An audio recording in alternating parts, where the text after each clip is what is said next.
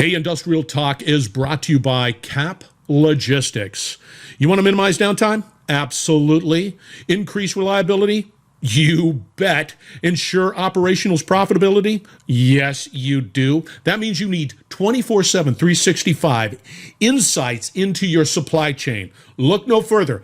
Cap Logistics. Go to caplogistics.com or just call them. They're great people. 800-227-2471. Also, TX1. Now, you know cybersecurity is important if you're on this digital transformation journey. TX1 Networks has the solutions for you. And you're saying to yourself, Scott, they're going to be complex. They're going to be difficult. No, TX1's taken that into consideration, and they provide a suite of solutions that truly meet your cybersecurity needs. Go out to tx1-networks.com and find out more. You're not going to be disappointed. Welcome to the Industrial Talk Podcast with Scott McKenzie.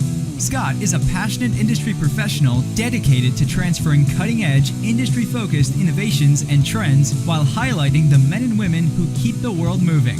So put on your hard hat, grab your work boots, and let's go. All right, welcome to Industrial Talk. This is where we celebrate you industrial heroes. You are bold, you are brave, you dare greatly, you innovate, you're changing the world, and you're changing lives as we speak right today. Thank you very much for joining. In the hot seat, we have two.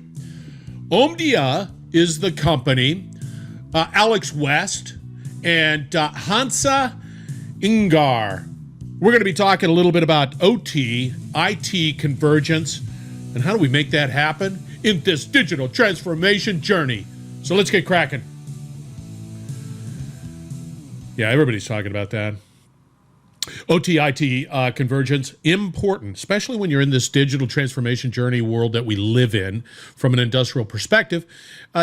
It always gets down to people. It always gets down to organizations talking, common focus, common interest in what is needed for the organization. And right now, if you're looking at going down this digital transformation journey, you're going to have that conversation. Before we get into that, just another FYI, Hurricane Ida slapped us upside the head down here in Louisiana, and for the most part, we're fine here at International Headquarters for Industrial Talk Media, but there are a lot of people in need of help. And I encourage you, if you have it in your heart, if you desire to help out in any way, shape, or form, just go to redcross.org. Redcross.org has everything you need. You can get engaged. You can provide help where help is needed. We, on the other side of New Orleans, where I live, which is Mandeville, we had some trees, had some fence fall down, but pretty much what is always interesting to me is the human spirit, the human condition, where the next day we were out and about cutting trees and getting life back to normal as fast as possible. But this does not, we were out of power for a week, and we're still down from a Wi-Fi perspective, but, we survived, and that is important.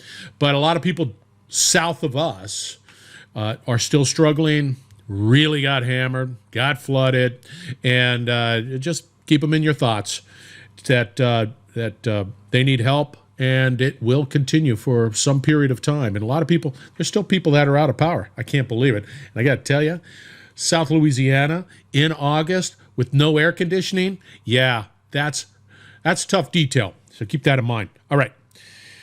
Another thing I want to be able to point out, and we're going to be starting this too, we're starting the utility roundtable, and that's important because we want to be able to highlight how the energy industry is venturing into, of course, digital transformation, and that is a great conversation to have. You got microgrid, you got, it's just, there's a lot of things happening and a lot of big-time thinkers solving the problem. So keep on the lookout at industrialtalk.com for these particular series. The other series we're going to be talking is what I call MTMS. That is media, technology, marketing, and sales. And why is that important? And why am I all geeky and happy about that? Well, MTMS, because I get tired of saying the words, no matter what your tech is, no matter what your solution is, no matter what you're offering, there is a necessity to figure out how to use media effectively. For you, you've got to do it. And then you've got to leverage technology from that perspective. If I'm using media, I've got to leverage technology. And there's some incredible technology out there to help make your media life easier. Marketing. What are the strategies associated with marketing that you can deploy today and going forward? What are those strategies? And then, of course, sales. Yeah, if you're not closing deals, it's a struggle out there. And we're going to be pulling together a great a group of people that are going to really talk about MTMS and be able to just offer it to you. Industrial Talk Media is all about that. It's great to have conversations that are around the stuff that's happening within industry, the Industrial 4.0, the Edge, the IoT, the IIoT. We need to be able to communicate our message in a way that makes sense. It's got to be, to a certain extent, provocative. It's got to be human. It's got to be human. Don't shy away from that. It's got to have a strategy around it. And, of course, it's got to be entertaining. If it's not entertaining and you have the cure for cancer, everybody dies of cancer. Put that on. I don't know if you could put that on a bumper sticker, but that's the reality of it, just FYI. So you're going to have to get out of that comfort zone. Anyway, Industrial Talk Media, all about that, and being able to just continue to look at what's available to help industry succeed. We need you. You need to be successful. You need to be able to transform the world, and that means you need to be able to communicate your message out there in a big and wonderful way. All right, let's get on with the interview. Omdia, O-M-D. I want to make sure I got that right because I don't want to mess that up. O-M-D-I-A. I was right. I was going down that road, but I didn't want to leave that bet. Omdia, and Alex West and Hansa Iyengar. Incredible conversation, and for me personally, love the fact that organizations like Omdia and others are looking ways of being able to bring them together and bring people together, and because it is what has to happen. You have to come together. Okay, that's just me. I'm pushing myself out there. I'm trying to be vulnerable here. I don't do well with vulnerable, but I am. Human, happy, whatever it is. All right, one last mark. redcross.org. Please consider giving. All right, enjoy the interview. All right, welcome to Industrial Talk. We have two incredible guests. I'm always excited about interviewing individuals from, I'm going to get it, Omdia. Did I get that right? You did. I'm all worn out by the stress of remembering and being able to pronounce that name correctly. All right, we have Hansa. Did I get that right? You did, Scott. Did I? You okay. Did. And Alex, did I get that name right? Just about. All right, for the listeners out there, we're going to have to start out with a little background on who you are. Starting with you, Hansa. Who are you? Talk to us. I'm a principal analyst in Omdia's enterprise IT practice. I've been an analyst for almost 15 years now, and I've been covering the systems integration and IT services space for all this time. I do a lot of work around digital transformation itself and how that works in enterprises. And part of my role involves me advising enterprises and our enterprise customers on best practices, strategies, and guiding them through their transformation journey. And if you're looking at on video, she started her career at the age of 5. No, I did not. I'm older than I look, so. Clearly. Like Alex and I have been rode hard and put away wet. I mean, it's without a doubt. It's like, oh, geez. Oh, gosh. And Alex, this is the second time you've been on Industrial Talk, but still, give us a background.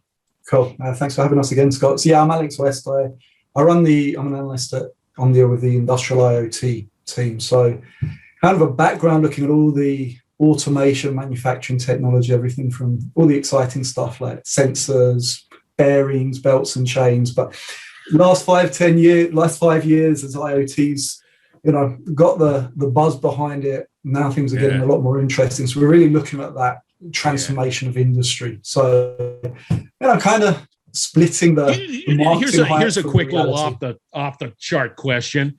Do you find that the digital transformation journey, this is to you, Alex, digital transformation journey was accelerated as a result of the pandemic? I think it was hindered, but it set the acceleration post-pandemic. Okay. So, you had the IT budgets were cut, but those companies that had already invested and they were already doing some of these remote operations and things, great, and we carry on. They're better. The others, better up. The cans that were being kicked down the road, now the companies are really looking at and saying we've got to make those investments now. All right, let's talk a little bit about convergence of OT and IT. Now, Hansa, give us a little background or define what OT and IT, what's the difference? And then, Alex, we're going to go talk a little bit about what do you mean by convergence? Give us a little definition of OT, IT. Well, from how I look at it is OT is the part of industrial, enterprise or industrial companies that keeps it running, the machines, the manufacturing, the supply chains and all. While IT is the technology that drives these, processes and these, value chains within the business.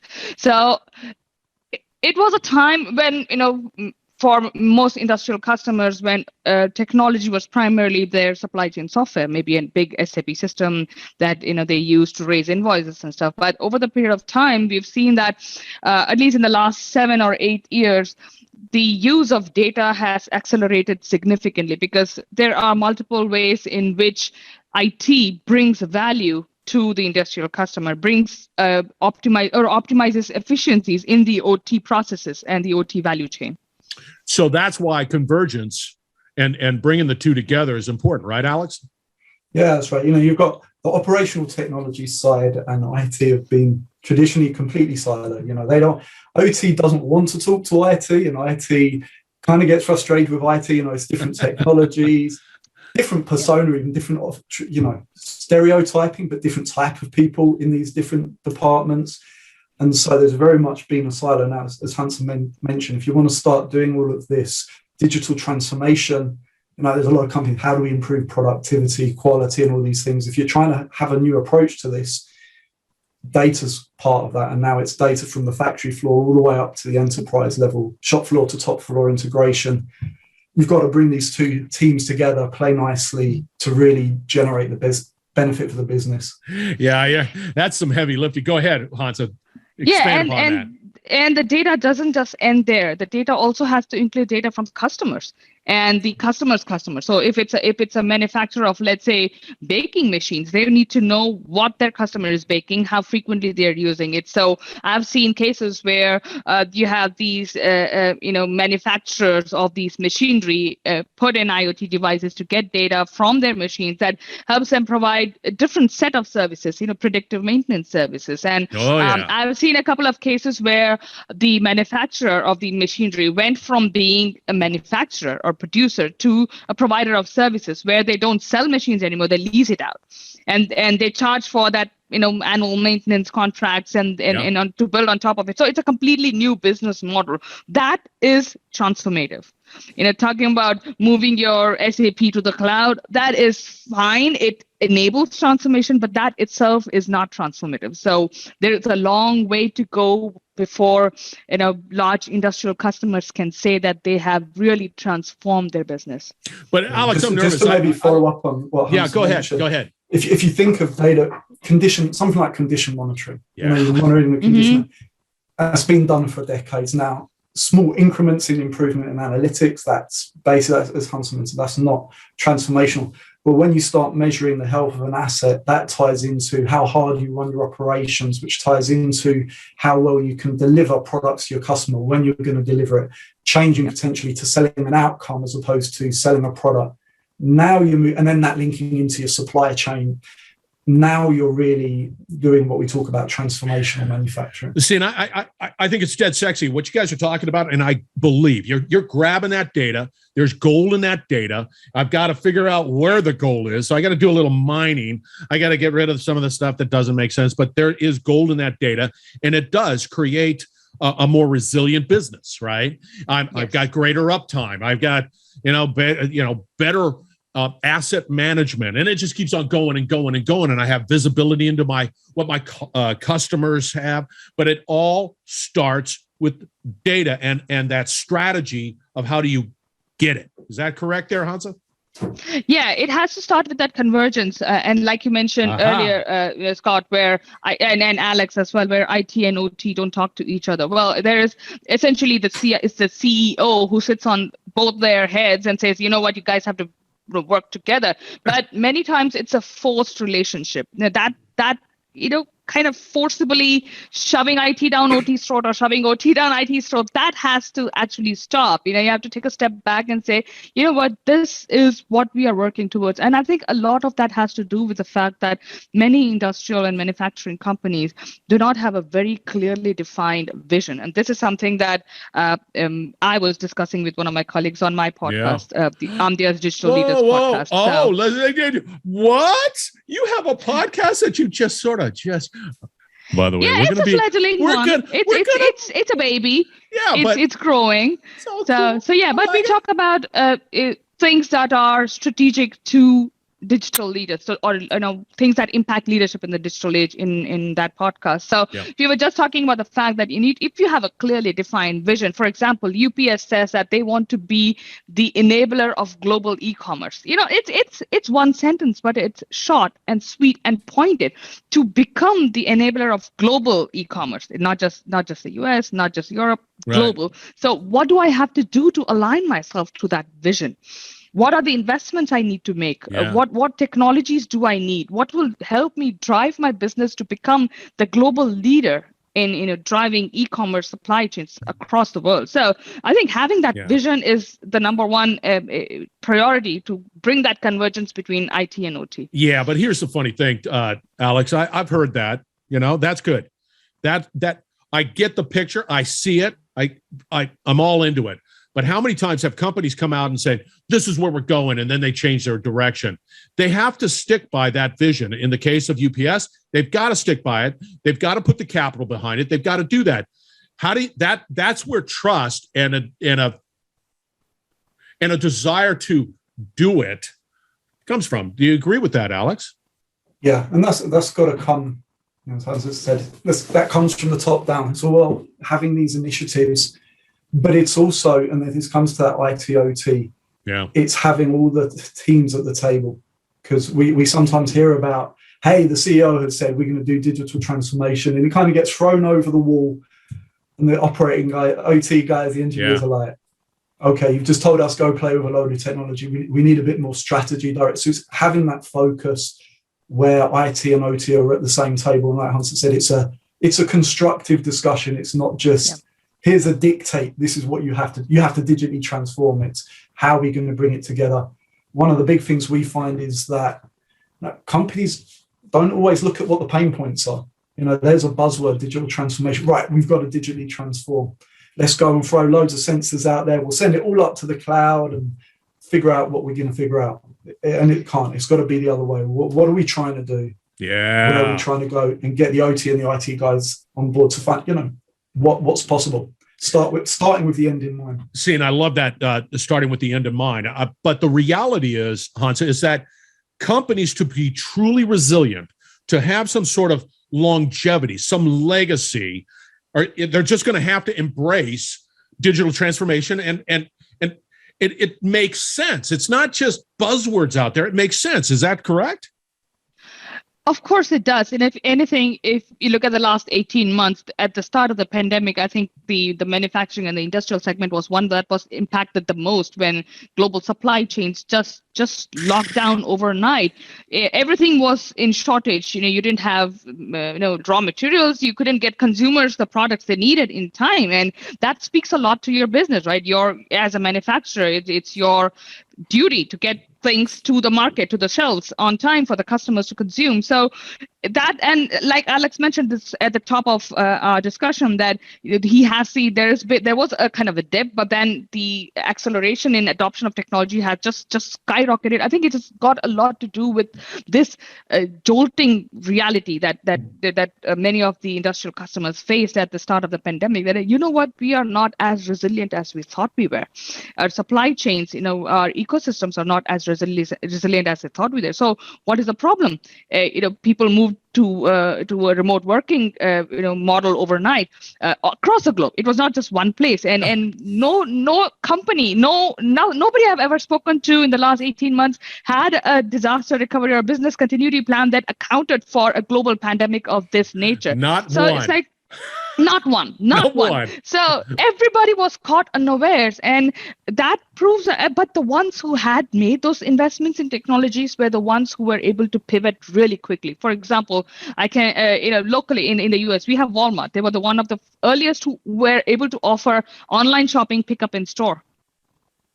Yeah. Right. So having that supply chain resilience, because they had made the investments in the technology needed to support that, and having an app, having the ability to provide consumers with a mobile phone app that they could use to quickly make those orders and check what the status is of the order. I think that makes a lot of sense. And again, it comes to having not just the digital tools in hand, but the fact that they have visibility across the entire data spectrum. They know what's where, and what's coming, what's not coming. Yeah. So again, it brings us back to the table that technology should not be invested for technology's sake, but for the sake of, how can I use these tools? Technology is a tool. It's not the be all end all. It's like, how do I use this tool to make sure that my company can be at the best that it can ever be? Yeah. How do I get Alex, there, I think? And to Alex's point, having the end in sight, right? Exactly. I think, Alex, and maybe it's just me, I believe pre-pandemic we were somewhat lazy. And when I say lazy, it's like, hey, whatever. To your point, Hansa, is that nobody had global pandemic on their disaster recovery plan. Nobody. It's like, but that's hurricane. That's fine. Whatever. Yeah. But we were lazy. But now I find that we have the ability to be able to truly consumers' DNA has already been altered. I look at the world differently, right? And it's because I was like, yeah, I'm never going into that store over there because they bring the groceries out to me. Yeah. and so what do we do, Alex? How do we facilitate? There's still a lot of resistance. I'm just good, bad, and ugly. Positive, negatives, everything in between, and the spectrum is definitely out there. Give us a roadmap on how we can begin to bring the OT and IT together in this whole digital world that we're living in. Okay, yeah. Just before I do that, just jump to a point that Hansa mentioned. Yeah. Around that whole idea of remote, everybody was going remote. You look at how that solves a big problem in industrial. So yeah, we had COVID and then everybody was working from home. One of the biggest headaches for manufacturing CEOs at the moment is talent. A lot of old people retiring. A lot of loss of skills. Who's the people with that tacit knowledge about how to run it? So the things that are being put in place post-COVID are actually things that are crucial a little bit longer term for the industry over the next few years, as we see people retiring anyway, remote centers of excellence where there's training, augmented reality, these ideas about providing additional training. So I would just highlight that I think Hansa used a great word, jolt. It's kind of jolted people, but it's also now supporting the future. Yeah, I like that. In terms of what needs to be done now, I think one of the big things is culture. You've got networking and infrastructure, you've got all the technology, but the people part is key.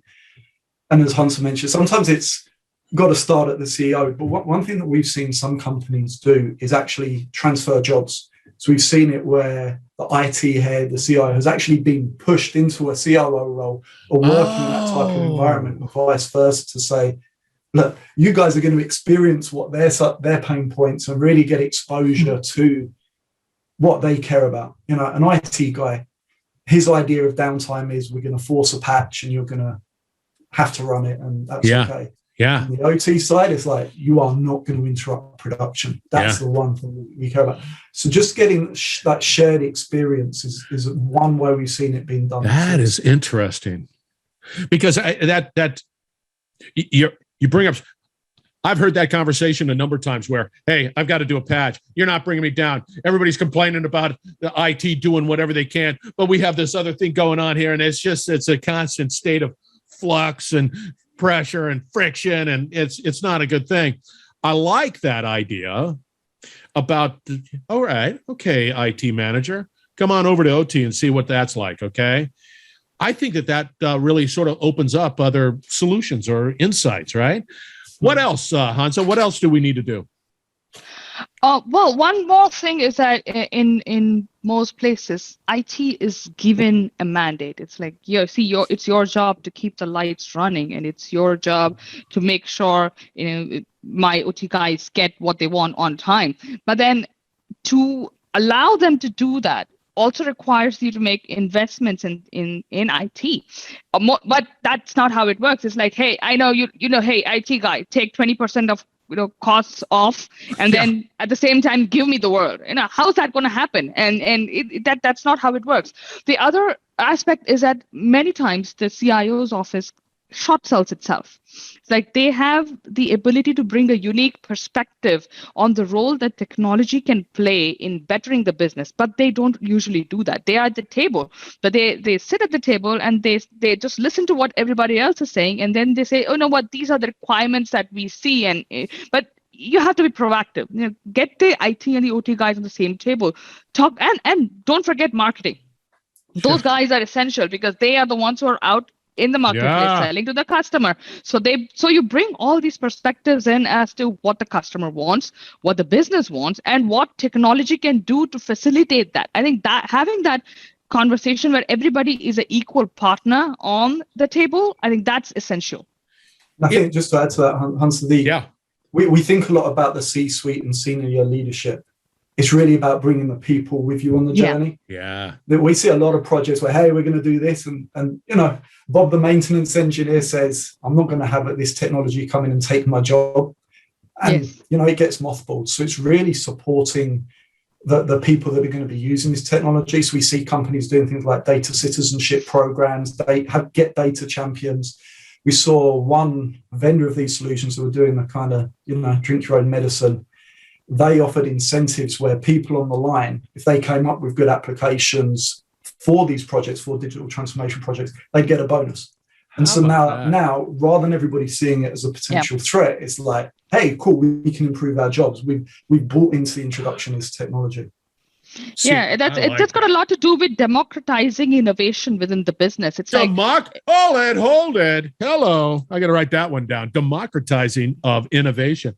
Yeah, and that's something we are seeing. When I speak to a lot of vendors and I speak to enterprises across the spectrum, not just industrial. So I see a lot of that happening in sectors like retail or hospitality and logistics and banking, where they are equipping their non-IT employees with the tools to come up with solutions that still fit the compliance and security requirements of the enterprise. They work with the existing infrastructure, but it allows them to come up with small modifications or features to do something faster, get something done quicker, so the customer is happy. And these innovations are then put together. It could be a hackathon. A lot of people, they use that word now, hackathon, where you have your citizen developers, as they are called, working on bringing in some new ideas, new innovative uses of existing technology within the enterprise. I think having that approach itself is essential, and that kind of familiarizes everyone with IT. IT is not a bad word. It's not a black box where you just throw in some requirements and expect that it gives you results. But having that ability to bring, I think it requires a lot of communication, requires a lot of change management to happen in the background, but breaking that glass barrier between IT and OT and telling them that you're not enemies. You guys are all on the same journey with everybody else in this organization. We all got to work together to pull this business down into the digital future. I think that's essential.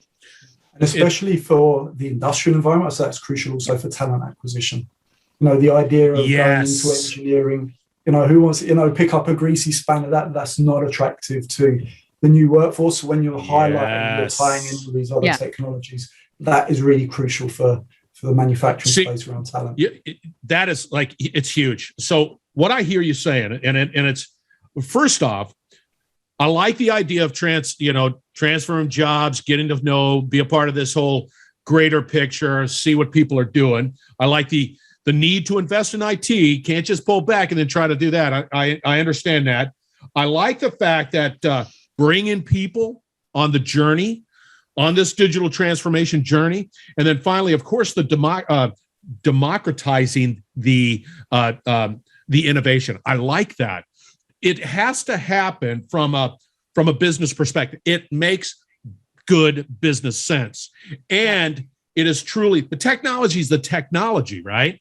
It's people. It always gets down to people. Yeah. And being able to bring them in. Okay, so we got all that. Sounds great. Kumbaya, I'm all in. But there's always roadblocks. What are the roadblocks? The biggest one, which I see, from the technology standpoint, is the fact that I mentioned right at the start, legacy system, 30-year-old, 40-year-old systems, which have been, so many fixes have been applied on top of it, so many layers and layers of, APIs or whatever you want to call it. They've been built and baked on top to such an extent that the system has become extremely brittle. And there is this fear, this fear that freezes most of the industrial CIOs in their tracks when they even think of touching that legacy system. You know what? If I don't know what's going on, because 40-year-old technology, the guys who built it are dead. There's nobody there anymore who knows the code. There is no documentation that exists. But if I'm going to go tinker with it, I got to be dead sure that, I can come out of it, without disrupting and without breaking the business. So what do I do? You know what? Just let it be. Let it run in the background. We build one more layer of APIs on top of it. Right.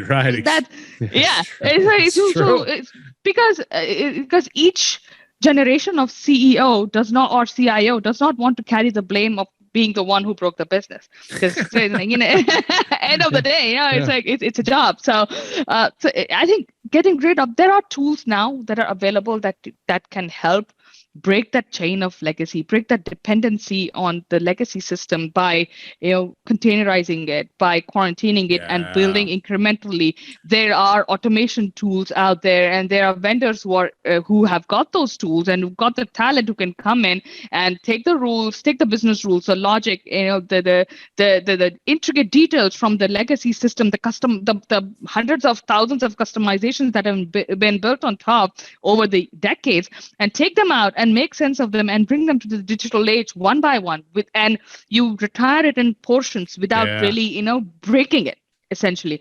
So I think having that approach and having the courage, I would say, to kickstart that initiative and go ahead and do it. And once it may take 3 years, it may take 5 years, but then once you have retired that legacy system, you're no longer bound by the ball and chain that prevents the business from moving at the speed and at the flexibility that the digital age demands.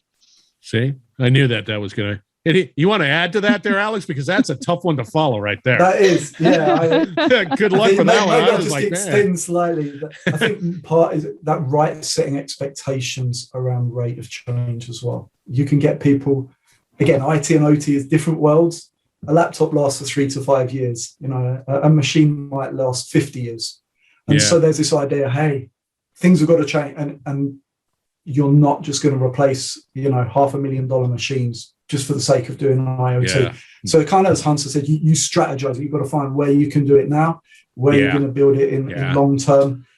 But as you're doing all of that, I think it's the data side of it, going back to what you mentioned earlier, is key. Having a very clear data management strategy. How are we going to not just recode things a little bit so they integrate and just kind of work now, but how is this going to be tied into our long-term goal of everything integrate? So having a very considered, clear data management strategy. Yeah, I like it. You're spot on. I like it. People say data is the new oil, but we don't put oil in our cars. We put gasoline. The data needs to be refined. So we don't need just the oil. We need refinery to make it something we can use. So it's giving that context. Yes. Now that is the first time I've ever heard that, and I like it. I like the word picture. I like it too. That's all great. Right. So I'm going to steal that, and I'm going to claim it my own. No, I'm not. I won't. But I do like it. You're absolutely right. And a lot of people, this is another topic, but I've got this legacy data. and it's dirty and it's filthy. It's great. I don't even know how you begin to refine that data. Nobody ever wants to raise their hand and say, I'll take care of it. Nobody. No, I haven't met one person. They say, yeah, maybe, but then they just fall off. Okay, we're going to have to wrap this up. Now, Hansa, how do they get a hold of you? They can reach us. Anybody wants to talk to me can reach me on my email ID, which is hansa.iyengar@omdia.com or askananalyst@omdia.com. So you can send a query to Ask an Analyst and they will get put you in touch with me or Alex or whoever else it is within Omdia who can answer that question for you. Like that, Alex. How do we get a hold of you? Because you did well against Hansa because she's tough. I'm telling you right now, she's tough. Good. Right there. Yeah. No, alex.west.omdia.com. Ask an Alex. Also, I'm on LinkedIn as well. So All right. happy to follow up, answer any questions. You guys were absolutely wonderful. Thank you very much. You brought a lot of clarity into a topic that I believe, well, is still at the beginning. And it is still a journey. I always talk about the journey. But you're the professionals. I am just the humble learner in this whole event. Thank you very much for being on the podcast. Our pleasure. Thank you, Scott, for having us. All right, listeners, we're going to wrap it up on the other side. You know, you're going to have all the contact information with both of these fine professionals. So don't come to me and say I can't get a hold of them because that's a lie, because it'll be out on industrialtalk.com. So stay tuned. You're listening to the Industrial Talk Podcast Network. All right, a hearty thank you to Alex and Hansa for being on Industrial Talk. The company is Omdia. We talked, again, OT-IT Convergence. Important conversation for you to have. Make it happen. They've got the solutions. Look them up because you can go to industrialtalk.com, right? And you can find the contact information. You're not going to be disappointed. All right, redcross.org. They have the Hurricane Ida help out there. Consider. There's a lot of people that are in need of support and solutions. So consider that. Put that on your bucket list to do. All right. We've got the Industrial Academy out there sharing all this great knowledge to people that really can be transformed by it, trying to make it easy for them. The Industrial Talk is trying to make it easy for them. So consider to be a member and look at that. Thank you. All right. Thank you for doing what you do. It is an honor to be able to know you and you being a part of it. Thank you very much. We're going to have another conversation right around the corner when we get the Wi-Fi back up. So stay tuned.